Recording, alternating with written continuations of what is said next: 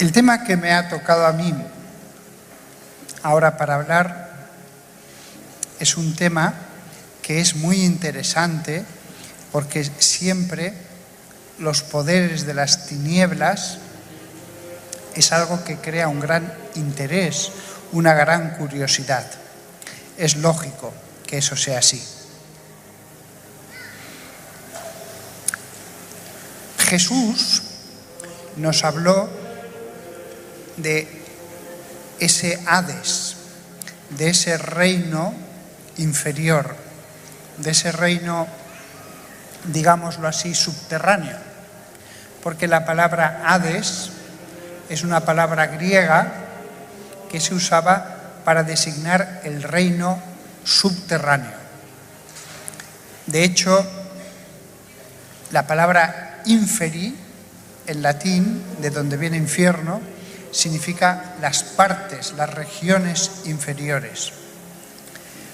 El reino del Hades, el reino que está bajo la tierra, el reino de la oscuridad, el reino donde no existe la alegría, la luz.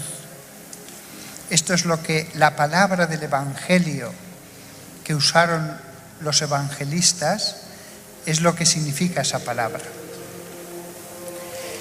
Lo interesante en los evangelios es que ese reino inferior a veces tiene manifestaciones aquí en la tierra.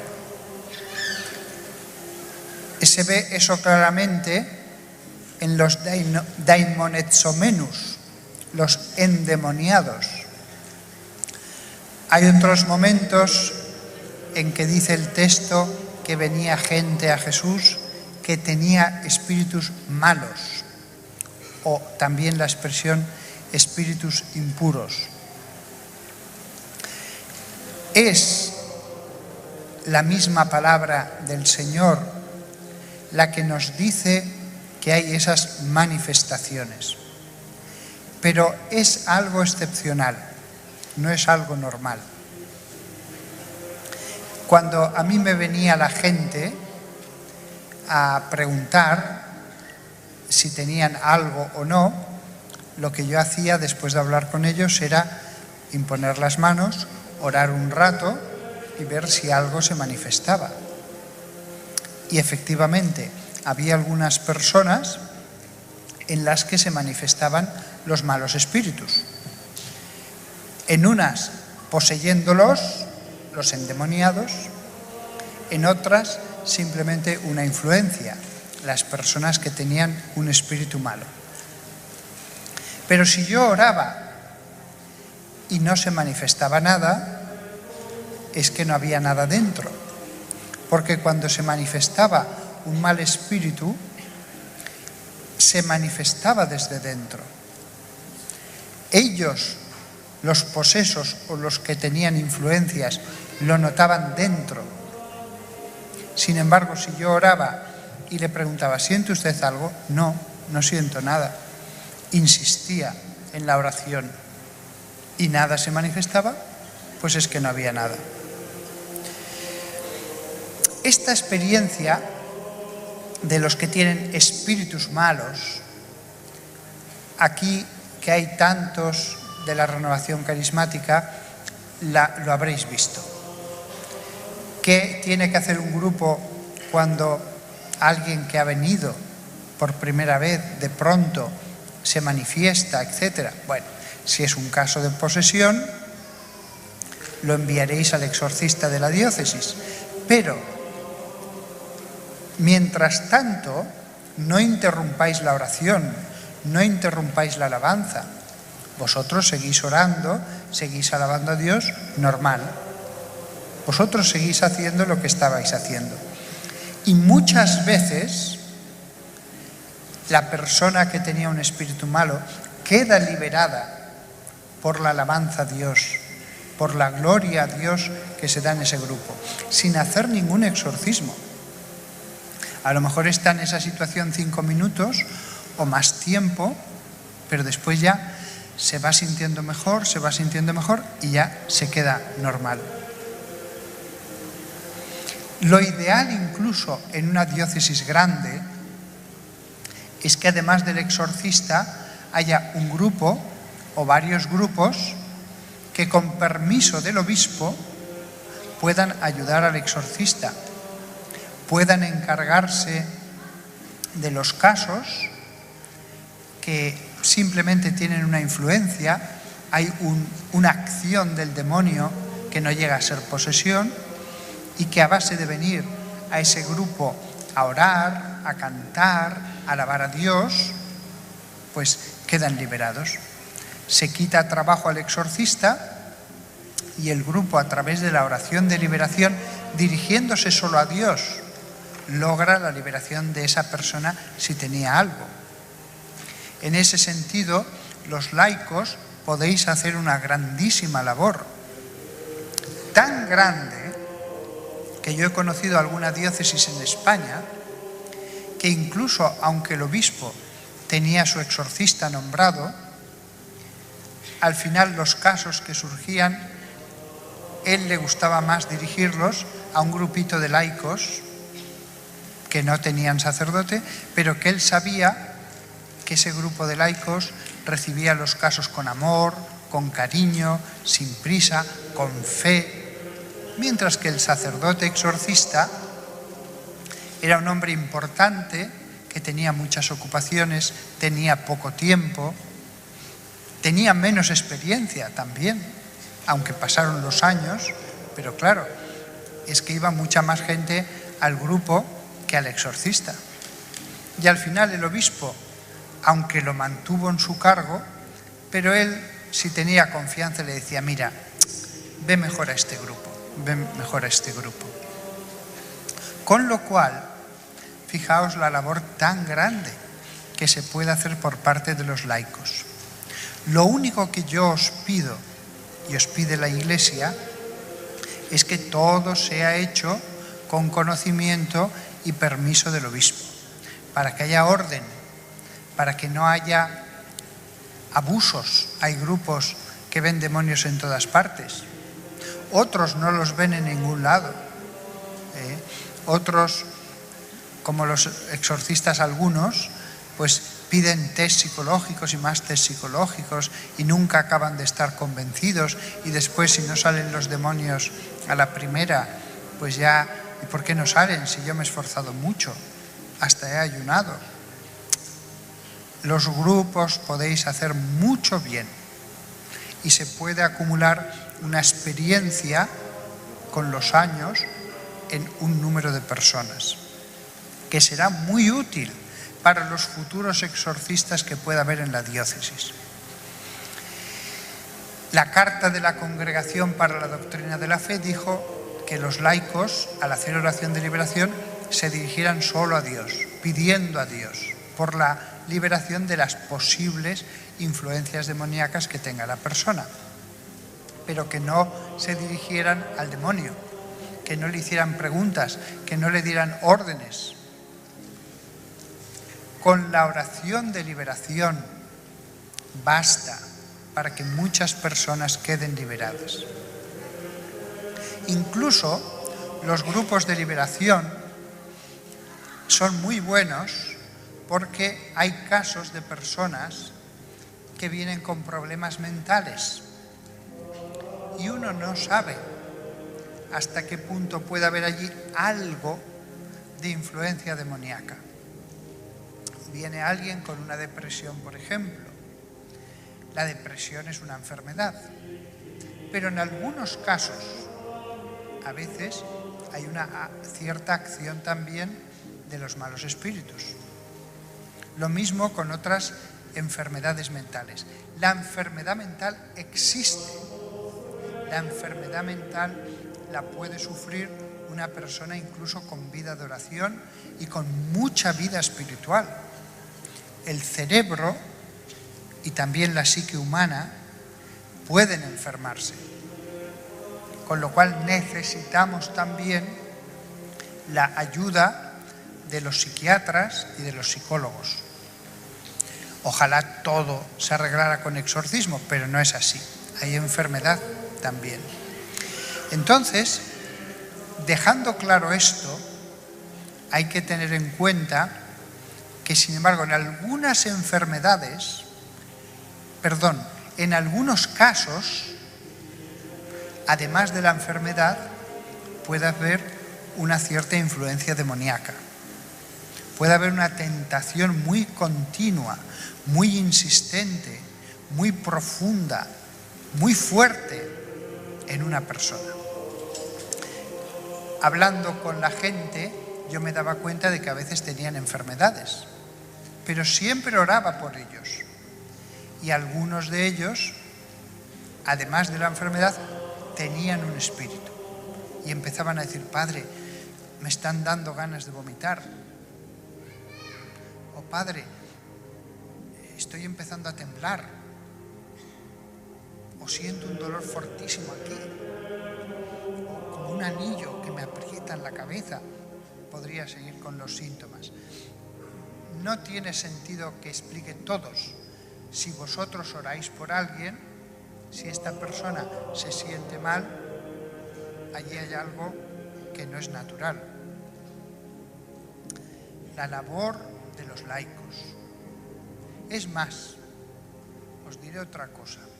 En mi experiencia he visto cómo Dios se complace más en dar carismas para ayudar en el exorcismo a los laicos. Podría dárselos al sacerdote, pero a Dios le gusta dividir, le gusta que sus carismas estén divididos en todo un equipo, en varias personas, para que no nos sintamos imprescindibles. Entonces he visto a laicos que tienen carismas. Y no solo eso, a veces un laico en un equipo del exorcista o en un grupo de oración sin sacerdote, a veces un laico tiene más vida espiritual que el presbítero. El presbítero debería ser santo, porque él toca las cosas santas, él trabaja con cosas santas, haciendo además oraciones, etc. Él debería ser santo, pero no está escrito en ningún lado que el presbítero deba ser más santo que el laico. Eso no. Todos estamos llamados a la santidad, todos. Si veis a un sacerdote o a un obispo o a un papa que es menos santo que tú, no hay nada raro en ello. Ellos deberían ser santos, pero a lo mejor tú eres más santo. Ellos no tienen medios distintos de los que tú tienes para ser santo. Si un papa quiere santificarse, tiene la lectura de la Biblia, el ponerse delante del Santísimo Sacramento, hacer oración, la misa, la lectura espiritual, etc. Él no tiene medios que no tenga cualquiera de vosotros. No los tiene. Alguien podrá decir: ya, pero como es papa, tendrá más tiempo. Bueno, a veces puede tener más tiempo un cocinero. Vaya, ha habido un chasquido en el micrófono. A veces puede tener más tiempo un cocinero que el obispo de la diócesis. Además, si uno de vosotros tiene tantísimo trabajo que no puede ir tanto a la iglesia, a estar allí orando, porque le es imposible, pues que se santifique en la presencia de Dios en el trabajo, que use los momentos de descanso para leer un poco el Evangelio, para orar, etcétera, etcétera. Cuando va en el autobús a su trabajo, cualquiera de vosotros puede ser más santo que cualquier jerarquía de la Iglesia Católica. Nunca en toda la historia de la Iglesia se ha considerado que la jerarquía equivalía al rango de la santidad. Siempre se ha dicho que eran dos cosas totalmente distintas. Así que si me preguntáis qué podemos hacer los laicos en este tema del exorcismo, fijaos, un laico puede ser más santo, un laico con la oración de liberación puede liberar más que el más grande de los exorcistas con todos sus rituales de exorcismo.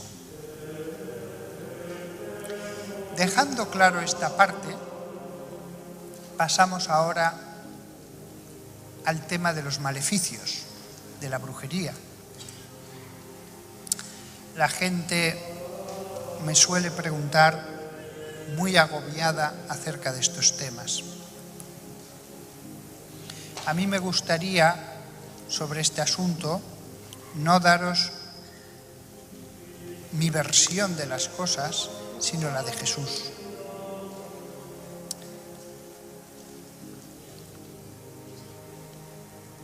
Bebo mucho y tengo un caramelo porque la garganta no es precisamente de las cosas más fuertes que tengo en mi cuerpo, ¿eh? Siempre me quedo un poco afónico y mal. Me gustaría daros la versión de Jesús. ¿Qué opinaría Jesús si le preguntáramos sobre la brujería? Maestro, podrían habérselo preguntado los apóstoles. ¿Qué tenemos que pensar respecto a aquellos que invocan al demonio? Ninguno le preguntó exactamente esto. Sin embargo, sí que él dijo: no tengáis miedo a los que matan al cuerpo. Tened miedo al que puede arrojaros en la gehenna. El único que puede arrojar al infierno es el juez eterno. Si el demonio pudiera arrojarnos, nos arrojaría a todos. El único que es juez para hacer eso es Dios. La Biblia solamente enseña un temor, el santo temor de Dios. El santo temor de Dios, de que somos indignos, de que Dios es tan santo, tan bueno, que no somos dignos de entrar en su presencia, que no somos dignos ni de hablarle. Ese temor sí que lo enseña la Biblia, y cuanto más humildes seamos, como el publicano que no se atrevía en la presencia de Dios ni a levantar los ojos, mejor. Porque cuanto más estemos transidos de ese espíritu de humildad ante la santidad de Dios, cuando oremos, lograremos más. Entonces, no hay que tener miedo al demonio. No hay que tener miedo al demonio. Jesús les dijo a los apóstoles: pisotearéis serpientes y escorpiones y no os harán daño. No les dijo: tenéis que hacer esto y esto y esto para protegeros. No. Simplemente les dijo, con otras palabras, no tengáis miedo. Imaginaos vosotros que sois uno de los 12 o que sois del grupo más grande de los discípulos, que vais con Jesús por los caminos y que tuvierais miedo de lo que os hicieran los fariseos o de lo que os hicieran los demonios. Sería ridículo. Cuando hablarais a solas con Jesús os diría: pero ¿no te das cuenta de que yo soy el Mesías? ¿No te das cuenta de que yo lo puedo todo? Ya, pero es que fíjate, son muy poderosos. No, ten fe, tranquilo. Jesús vería ese miedo como falta de fe. Pues bien, si los discípulos que iban alrededor de los apóstoles, acompañando a Jesús, escuchándole, no podían tener miedo, no debían tener miedo, Lo mismo vosotros. Sois seguidores de Jesús, le acompañáis, habláis con Él.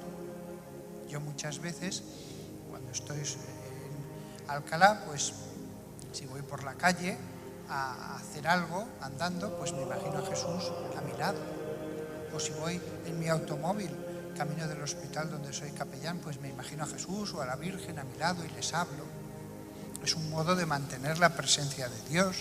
Y tengo mis ratos de oración y la misa. Estoy con ellos una buena parte del día, no solo cuando oro. ¿Cómo voy a tener miedo? ¿Cómo voy a tener miedo si estoy con Él? La diferencia entre los apóstoles y yo es que ellos le veían visualmente, con los ojos. Yo le veo con la fe, pero estoy todos los días en la última cena con Él. Tengo audiencia privada con Él ante el sagrario. ¿Miedo al demonio? No. No tengáis miedo. Mucha gente me pregunta, Padre, ¿cómo puedo saber si me han hecho algo malo? Bueno, ven aquí, vamos a rezar por ti. Rezo por ellos, 1 minuto, 2 minutos. ¿Sientes algo? No, Padre, pues ya está, tranquilo. Si tú tuvieras un espíritu alrededor, al menos notarías en tu cuerpo pues esos escalofríos que he visto tantas veces, cosas por el estilo. Si no sientes nada, por más que oro, no hay nada ni siquiera pegado a ti. Ya, pero es que fui a un vidente y me dijo esto. Todos los videntes dicen lo mismo, todos, porque cobran de eso. Siempre son expertos en preguntar, ¿y hay alguien que le tenga manía? Pues sí, tal. Y otra pregunta, y al final, cuando llegan a lo que quieren, ahí está. Pues claro, lógico. Si esta persona ya se llevaba mal con la suegra, lo que faltaba, que un vidente le diga que encima le ha hecho algo. La persona sale completamente convencida de que le ha hecho algo. Hay gente que sí que invoca a los malos espíritus para dañar. Hay gente que intenta comunicarse con ellos para hundir a alguien. ¿Tiene esto efecto? Bueno,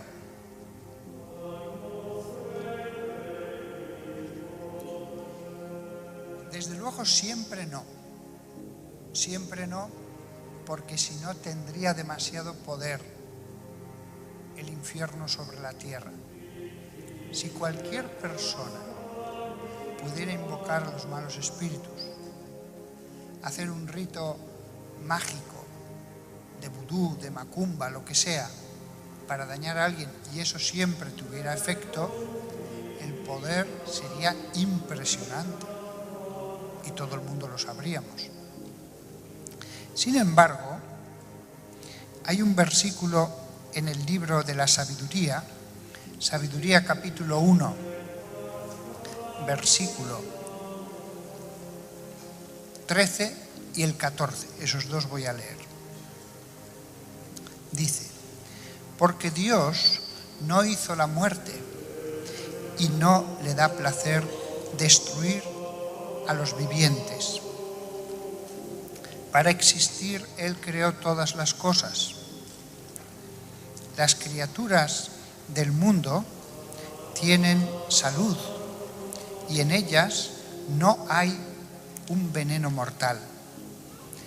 Y ahora viene la parte más importante de todo.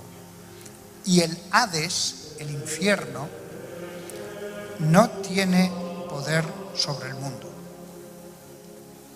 Fijaos, ha dicho que Dios no tiene ningún placer en destruir a los vivientes.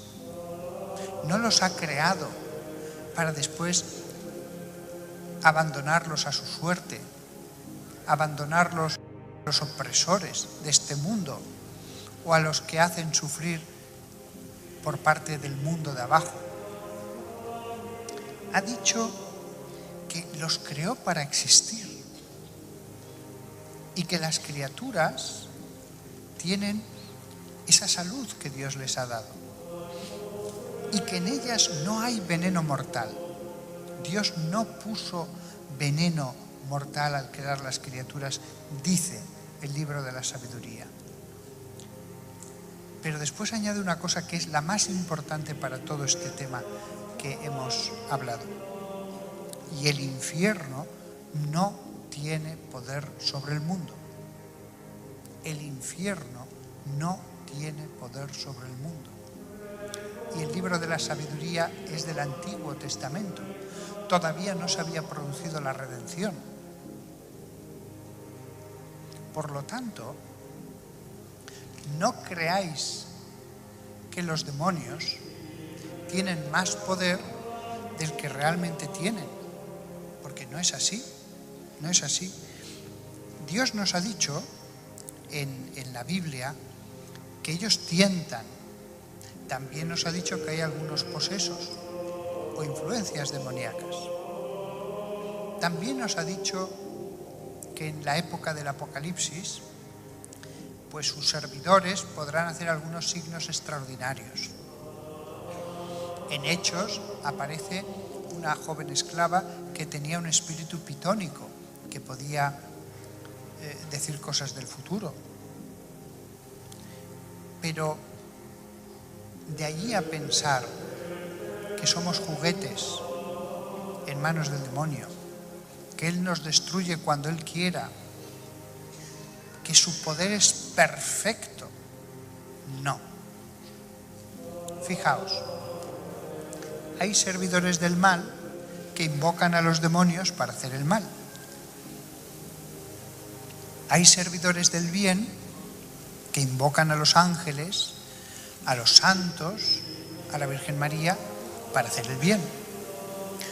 Cuando esos servidores del bien invocan a los habitantes del cielo, a los que están alrededor del trono del Cordero, para ayudar a la salud de alguien, o a su negocio, o a lo que sea, ¿logran siempre lo que piden?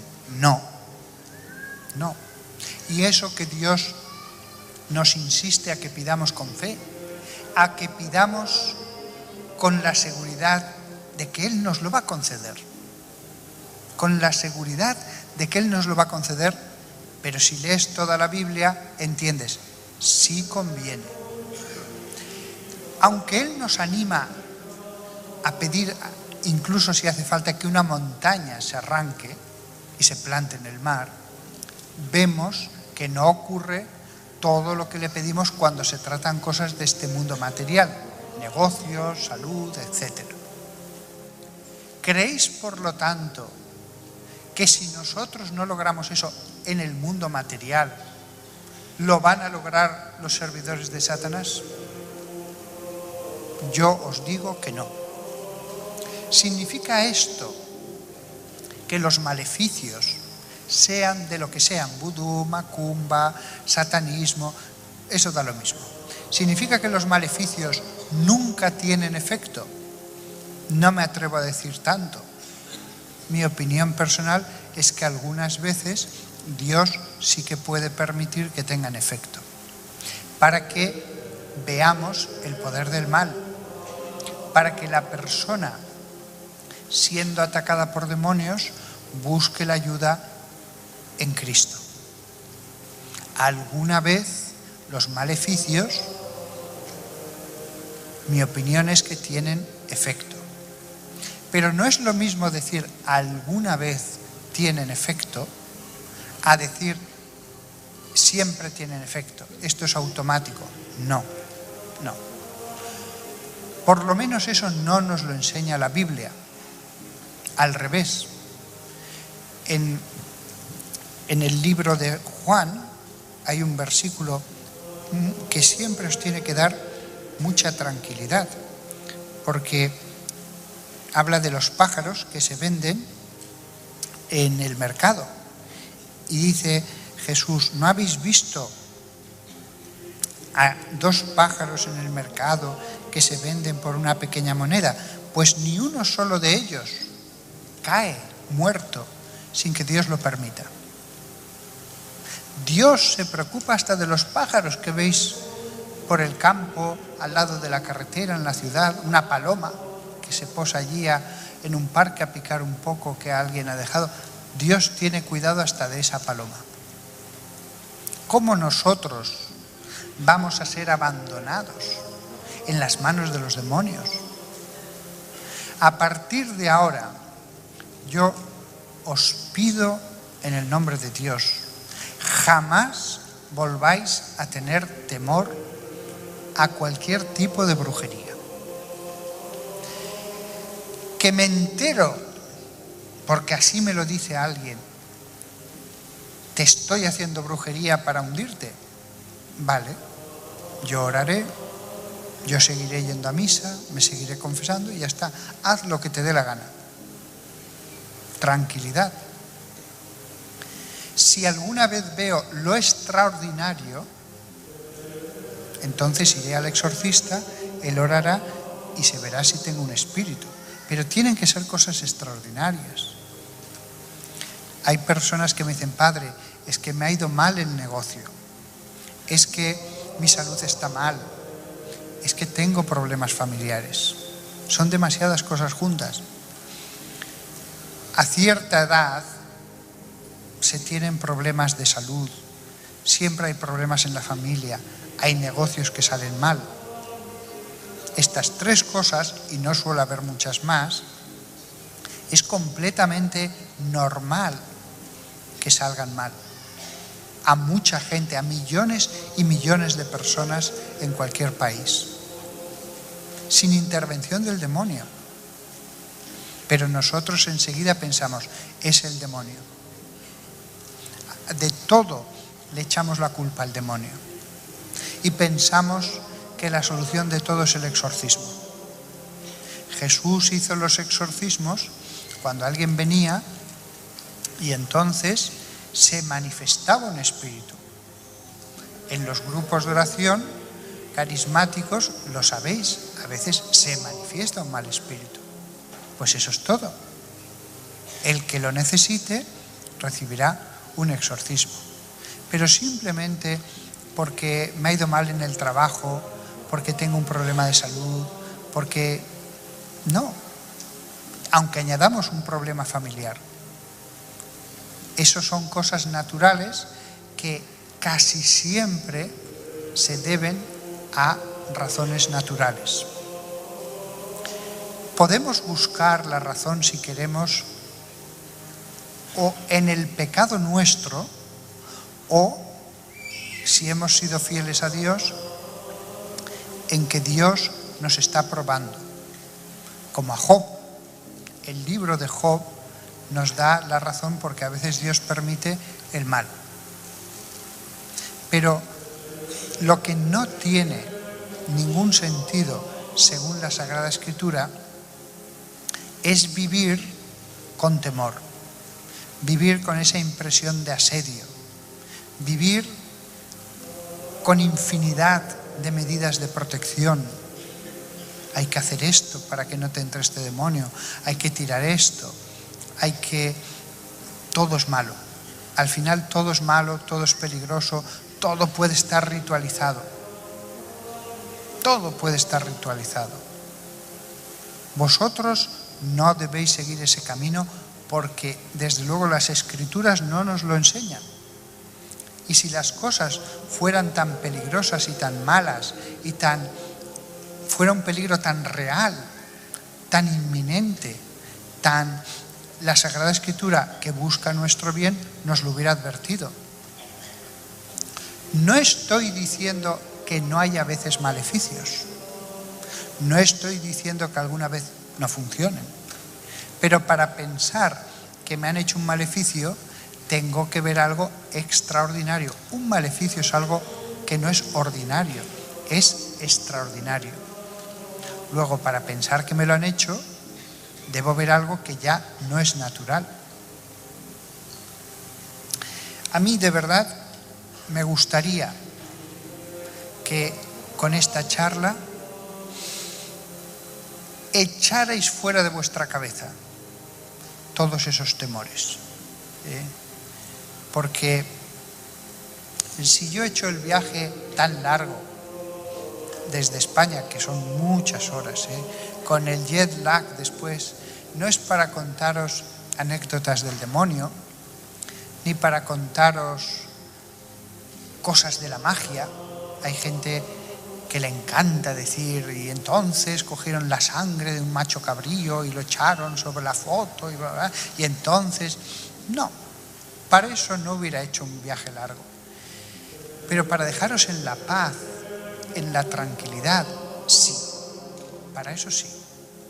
Para devolver la paz. Para explicaros, como lo he hecho antes, si uno quiere luchar contra el demonio, cómo se pueden organizar los grupos de oración, los grupos de oración de liberación, en perfecta armonía con el exorcista, o sin armonía con él, pero al menos con permiso del obispo, o de algún vicario general o de zona. Para eso sí. Y recordad una cosa que la meditaba yo antes de venir a este viaje. De hecho, apunté aquí 2 versículos que siempre me han sido tan hermosos. Os lo voy a leer. El primero, y los 2 son casi iguales, aunque uno es del Antiguo Testamento y otro del Nuevo. Un ángel se le aparece al profeta Ezequiel y le entrega un libro escrito por fuera y por dentro. En realidad un rollo, perdón, no dice libro sino un rollo.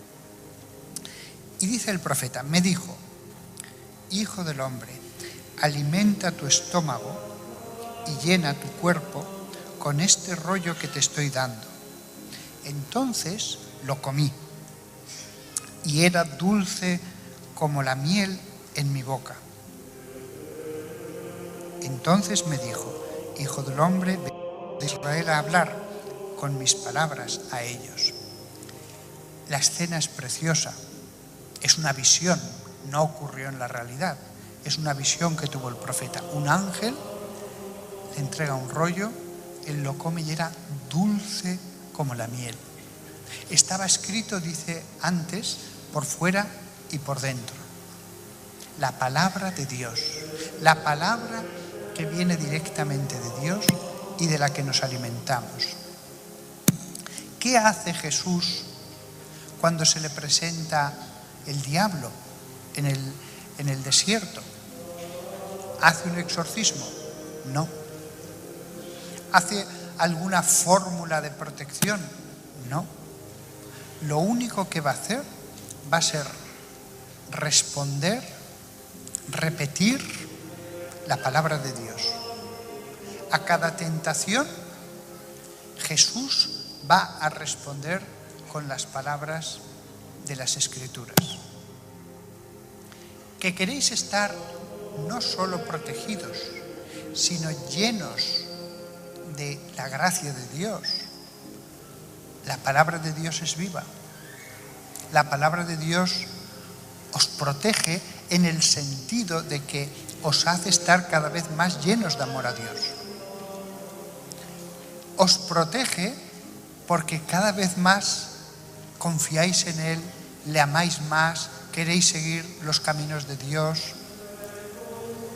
Estáis llenos del gozo de Dios, de su fe. Entonces, no hay mejor consejo que os pueda dar que este. La mano le entregó un rollo y él lo comió. Y entonces era dulce como la miel. Esto recuerda las palabras del Salmo 119, versículo 103. Qué dulces son tus palabras para mi paladar. Sí, más dulces que la miel en mi boca. Hacéis muy bien si queréis poneros una medalla bendecida. Hacéis muy bien en santiguaros con agua bendita varias veces al día. Hacéis muy bien en rezar una oración al ángel de la guarda que os proteja, a San Miguel. San Miguel, ayúdame contra los ataques del demonio, ayúdame a no caer en la tentación. Todo eso es perfecto, pero más grande que todo eso, es que toméis el rollo escrito por la mano de Dios, por fuera y por dentro, y lo comáis. Porque eso está vivo, y esa vida espiritual que viene de lo alto florece en vosotros. La palabra de Dios no la resiste el demonio. Vosotros podéis alimentaros de la palabra de Dios. Eso no lo resiste el demonio. Indudablemente. La palabra de Dios verdaderamente es una espada. Lo dice en Efesios San Pablo, la espada de la palabra de Dios, más tajante que espada de doble filo. Y la palabra de Dios os irá revistiendo de la coraza, el yelmo de la fe, la coraza, todas las pequeñas protecciones que puede tener alguien que lucha la lucha de Dios. Allí dice en Efesios unas cuantas cosas, la coraza, el yelmo, la espada. Podría haber seguido, pero no tiene sentido haber seguido. El texto sagrado porque en realidad son muchos los elementos de un soldado de Dios. Pero ya no tiene tanta importancia el ir describiéndolos. Podemos ser mucho más protegidos. Podemos hasta atacar con la oración, con la fe, con nuestras buenas obras. Sin embargo, ¿qué es lo que quiere hacer el que conoce poco todo este campo? Exorcismos. La persona que a veces, como mucho, va a misa los domingos, ve las películas y quiere enseguida hacer exorcismos. Quiere enseguida ser el héroe que, como en la Guerra de las Galaxias, el emperador que le salen rayos y el demonio va a estar allí retorciéndose con esos rayos. Es una concepción humana.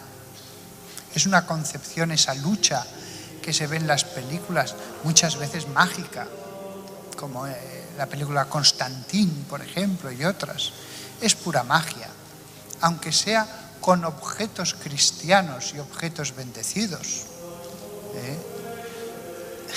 Me acuerdo de una película en que el que iba a luchar contra los vampiros se puso un depósito de esos que se usan para fumigar los huertos y iba echando agua bendita a todos los vampiros.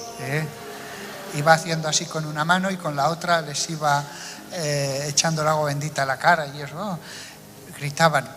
Así se imaginan la lucha contra los poderes de las tinieblas aquellos que no han sido aleccionados como discípulos por Jesús en la escuela del Evangelio. En la escuela del Evangelio, lo primero que dice Jesús es: cambiaos a vosotros mismos, meted esta vida espiritual, esta vida de amor con el Padre en vuestros corazones. Eso es lo importante. Todo lo demás se os va a dar por añadidura. La persona que tiene esta visión sencilla, primitiva, casi mágica de la lucha contra los demonios, claro, tiene mucho temor a los hechizos. Es que me han hecho vudú, es que tal, es que lo otro, lo de más allá.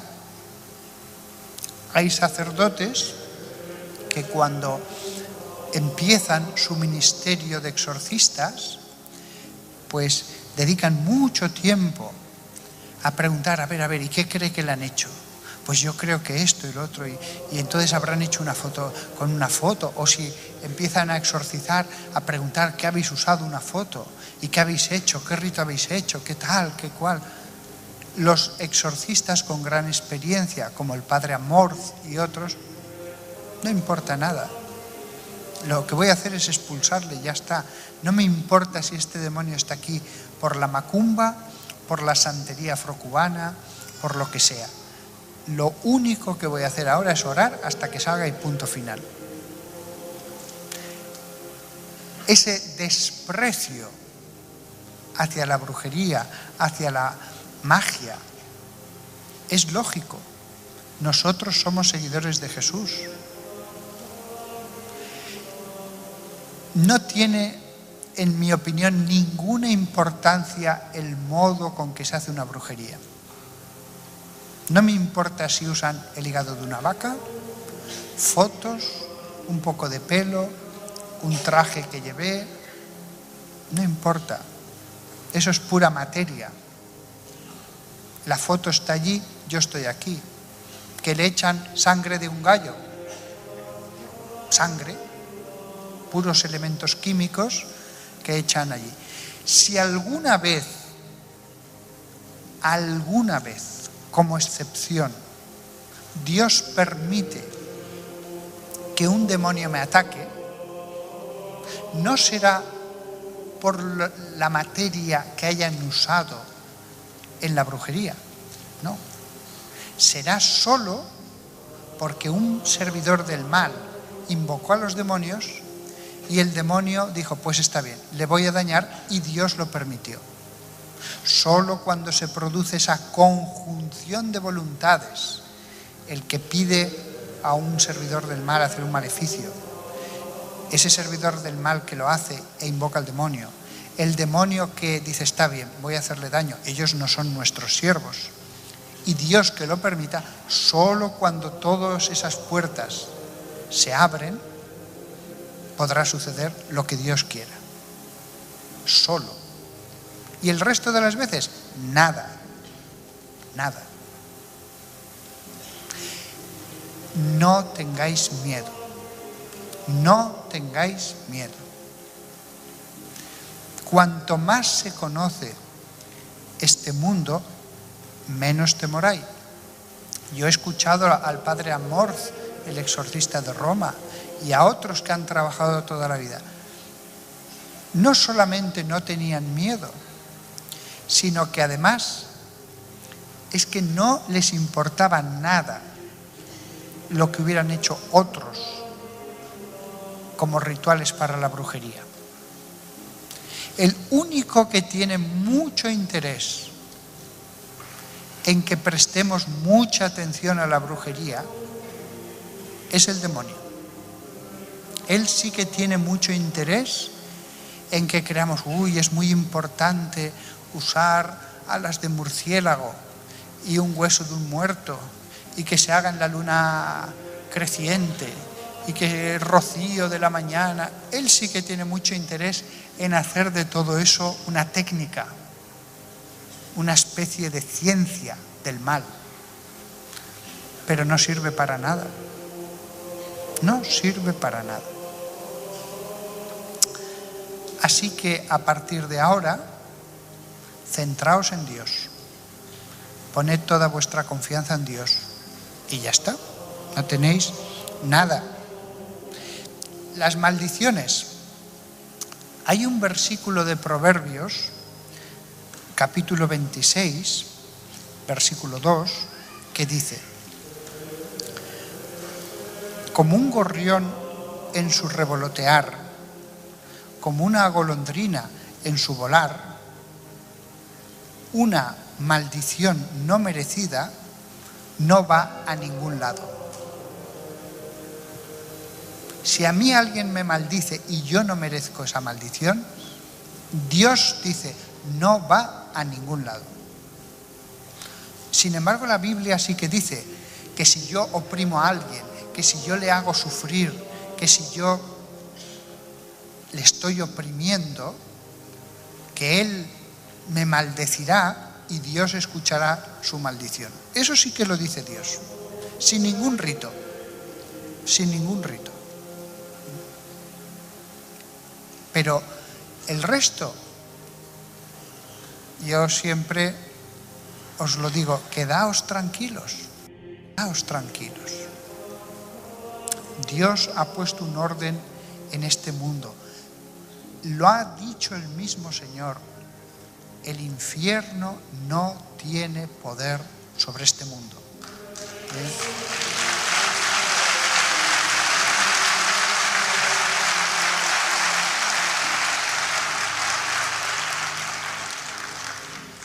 Sin embargo, en el Evangelio de San Juan, sí que, al menos 2 veces que yo ahora recuerde, se refiere a el demonio como el dominador de este mundo.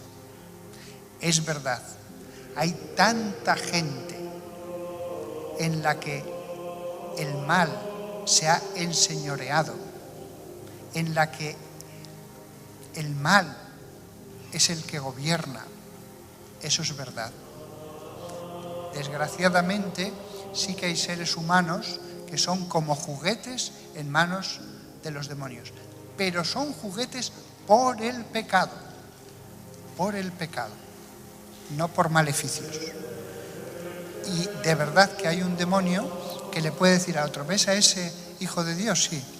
Le tiento ahora mismo y ya vas a ver cómo cae. Así pues, sí, mira, ¿no? Ya está, ha vuelto a caer. ¿Quieres que vuelva a caer? Pero hombre, si has tenido un momento, mira, como yo me acerque y le ponga las palabras justas, las imágenes justas, él cae. Sí que hay seres humanos que desgraciadamente son esclavos y que el diablo verdaderamente es dominador. Y a veces lo que es peor, a veces se enseñorea sobre naciones enteras porque el mismo gobernante es él mismo un demonio y pone a otros demonios humanos para gobernar esa nación y oprimirla y tiranizarla y torturar y hacer sufrir. En ese sentido, sí que correctamente San Juan a veces habla de él como el dominador. Ya expliqué ayer en el sermón que la expresión príncipe de este mundo, que también la usó una vez Jesús, se refiere no a que es rey, que solo hay uno, sino que princeps en latín clásico significa el primero o de los más importantes. Puede haber varios príncipes. Entonces es cierto, él es el más poderoso de todos los ángeles que cayó y está suelto por este mundo recorriéndolo. Pero no significa que es rey. Princeps es una figura totalmente distinta de rex. El rex tiene todos los derechos, todo el dominio. El princeps simplemente es el más importante, debajo del rey. Debajo del rey. Por lo tanto, recordad, ya que quedan 10 minutos, recordad lo que he dicho hace poco, el rollo que se le apareció a Ezequiel. Pero os he dicho que hay otro pasaje, que es prácticamente el mismo en la Biblia y que está en el Apocalipsis. Entonces, el que lo va a narrar es San Juan. Una voz que escuché desde el cielo, y la escuché otra vez hablando a mí y diciendo, ve, toma el libro que está abierto en la mano del ángel que está de pie sobre el mar y sobre la tierra. Así fui al ángel, diciéndole que me diera el pequeño libro. Y él me dijo, tómalo y cómelo. Y será en tu estómago amargo, pero en tu boca será dulce como la miel. Fijaos, es casi lo mismo, pero con una diferencia. El estómago de San Juan se volvió amargo. Aquí hay una enseñanza muy grande. Ezequiel, en el Antiguo Testamento, si leéis el Antiguo Testamento, es un libro de promesas. Seguid el buen camino y yo os bendeciré. Haced el bien y yo os voy a ayudar. Haced estas buenas obras y mi mano va a estar sobre vosotros. Os voy a multiplicar, os daré las lluvias. Los personajes del Antiguo Testamento a los que Dios enriquece. En el Nuevo Testamento se nos enseña el valor de la cruz. Se nos enseña en profundidad lo que ya se había anunciado, sobre todo en el libro de Job, también en más lugares, pero en el libro de Job está muy claro. A veces el más santo puede sufrir el mal. El apóstol toma la palabra de Dios y es dulce como la miel en su boca, pero después es amarga en sus entrañas. Lo mismo va a suceder con todos aquellos de vosotros que sigáis a Jesús de todo corazón. Yo no os digo, haced tal cosa y ya tenéis todo el éxito del mundo. No. En la tierra vamos a tener siempre cruz. Algo de cruz, más o menos. A veces mucha, pero después viene de nuevo la calma y la paz. Tenemos que entender esto para no pensar que todo sería perfecto, pero que el demonio nos ataca. No es que todo fuera perfecto y entonces venga el demonio y destruye esa armonía y esa perfección y esa felicidad. No. La cruz forma parte de nuestras vidas. Venga del demonio, venga de los hombres, venga de la salud. Y si entendemos que podemos participar un poco de los sufrimientos de la pasión de Cristo, entonces aceptaremos la cruz con paz como lo hacía Job. La paz sí que se nos asegura a todos. La paz sí que se nos asegura a todos. La paz os doy, mi paz os dejo. Fijaos cuántos creyentes en Jesús, cuando les suceden cosas malas, ya está, el demonio. Todo era perfecto y ha venido este y me ha destruido las cosas. No. Hay una voluntad de Dios muy profunda que dirige nuestras vidas. Una voluntad de Dios que nos da el bien y permite el mal. Cada enfermedad que tenemos ha sido permitida por Dios. Incluso hasta en los pequeños detalles, recordad, los cabellos de vuestra cabeza están contados con total seguridad. Si yo estoy calvo, es porque Dios ha querido que esté calvo.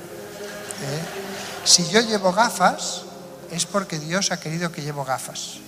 Lo que no se me ocurre pensar es, me estoy quedando calvo, el demonio me está quitando los pelos. No. Es risible, os hace gracia, pero ¿cuántas personas creyentes en el fondo piensan así? Los santos no. Los santos no.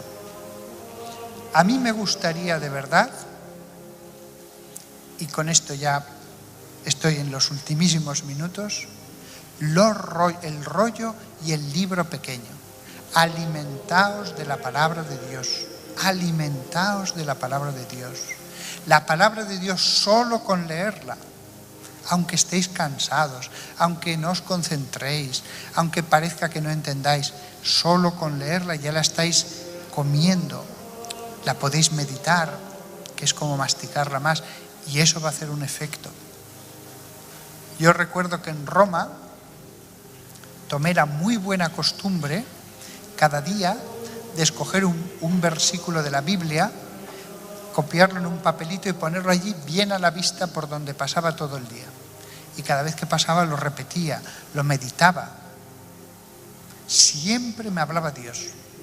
Ojo, no iba a la Biblia a buscar un versículo que me diera una respuesta a mis preguntas. No. Yo iba a la Biblia simplemente a escoger un versículo para meditarlo. fuera del tema que fuera. Y como no le exigía a Dios que me diera respuestas, es curioso, Dios siempre me hablaba. Cogía cualquier versículo y tenía un mensaje de Dios para mí. A veces de que tuviera presencia de Dios, a veces de que le diera gloria, a veces era meditar algún aspecto sobre el misterio de Dios, sobre su ser. Siempre me hablaba. Ni una sola vez escogí un versículo y dije, uy, esto no me dice nada. Vivid de la palabra de Dios. Todos los días leedla un poquito. Los protestantes aman la palabra de Dios porque eso lo han tomado de la Iglesia Católica. La Biblia no cayó del cielo en las manos de Lutero y dijo, ahí va, la Biblia. No, la Biblia la tomó de la Iglesia Católica. Y con los libros que la Iglesia Católica había dicho, después sacó algunos, pero la Biblia protestante tiene los libros que tiene porque lo dijo la Iglesia, con sus concilios, con sus obispos, con sus sabios, santos. En eso no tienen ellos más amor que nosotros, ni nosotros tenemos más amor por la Biblia que ellos. En eso estamos igualados. La Biblia es la palabra de Dios, Dios que nos habla. Yo aquí, en este ratito, pues os he tratado de enseñar algunas cosas, pero Dios os enseñará mucho más si la leéis todos los días un rato, si la meditáis. Podéis empezar por los Evangelios, que es lo más sencillo, continuar por Hechos, el resto del Nuevo Testamento y después podéis ir por el Antiguo Testamento, que es a veces más complicado. El que quiera empezar directamente por el principio puede hacerlo, pero os animo a una lectura continua, diaria, meditando durante el día lo que habéis leído ese día o el día anterior. A veces un versículo os dará para varios días o semanas de irlo meditando mientras vais en el coche, mientras estáis trabajando, en vuestro puesto de trabajo, si podéis, ponéis el versículo.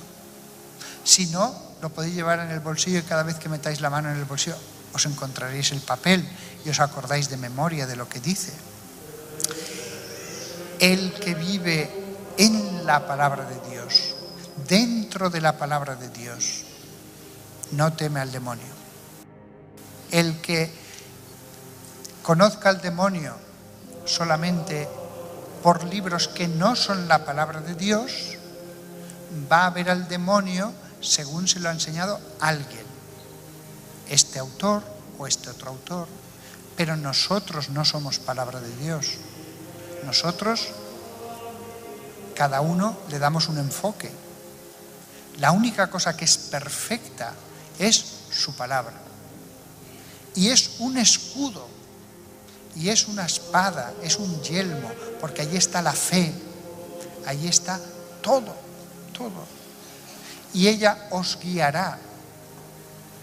Y entonces, como dice el Salmo, aunque camine por cañadas oscuras, nada temo. Bueno, la frase literal de ese precioso Salmo, el Señor es mi pastor, nada me falta, en verdes praderas me hace recostar, no es aunque camine por cañadas oscuras, es aunque camine por el valle de la sombra de la muerte. Aunque camine por el valle de la sombra de la muerte, nada temo, nada temo. Este es un mensaje continuo que nos dice nuestro Padre todo el tiempo. Así que no leáis tanto sobre el demonio, leed más sobre Dios. Bueno, mis libros sí que los podéis leer, pero se acabó, más no, más no. Con unos pocos ya basta, con uno o dos ya basta. Yo nunca hubiera venido aquí desde tan lejos, dejando mis cosas de hacer, para hablaros del demonio. Diría, si quieren saber cosas del demonio, pues ya están los libros. Pero para hablar de Dios sí, para hablar de Dios sí, aunque sea a través del aspecto de la lucha contra el demonio o de los maleficios o del poder de las tinieblas. Eso sí. Y entonces, todos vosotros, tratad de extender este mensaje. Tratad de extender este mensaje porque sí que es verdad que a veces ocurren cosas raras. A veces hay almas del purgatorio que se manifiestan pidiendo ayuda. A veces ocurren cosas raras en algunas casas. Es verdad. No estoy diciendo que no ocurran esas cosas. Era mi trabajo, es mi especialidad. Pero no pasa nada. No pasa nada. Algunos me han dicho, pero es que si vivo en esta casa se me puede pegar algo, me puede entrar algo. No, tranquilo, tranquilo. Tú ora y con tu oración, si hay aquí un alma que no ha encontrado su descanso, que no descansa en paz, tu oración la llevará hacia la luz de Dios. Nada más. Ante vosotros está, a partir de ahora, el mejor modo de combatir al maligno. Atravesar lentamente, con placer, ese inmenso campo de las Escrituras, esa región de la palabra de Dios, que caminando por ella, vosotros os transformaréis y la gracia de Dios como un rocío caerá sobre vosotros mientras atravesáis la palabra de Dios año tras año hasta el final de vuestros días.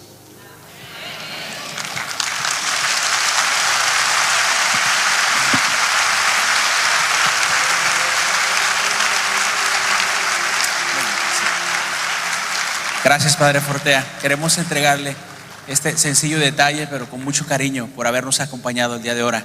Que Dios le acompañe y la Virgencita de regreso a su casa en España, Padre. Muchísimas gracias.